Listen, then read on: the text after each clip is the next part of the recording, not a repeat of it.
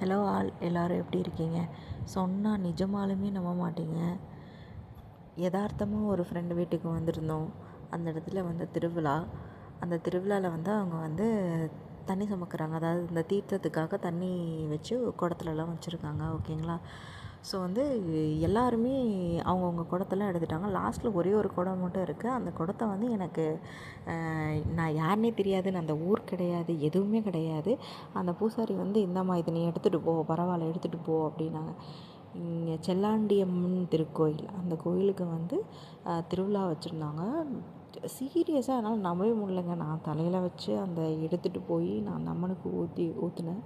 So அது வந்து என்னால் அக்செப்ட் எப்படி என்னை எப்படி இந்த கடவுள் கூப்பிட்டாங்க என்ன அந்த மாதிரி ஒரு மாதிரி ஸ்பிரிச்சுவலாக ரொம்ப சந்தோஷமாக இருந்துச்சு.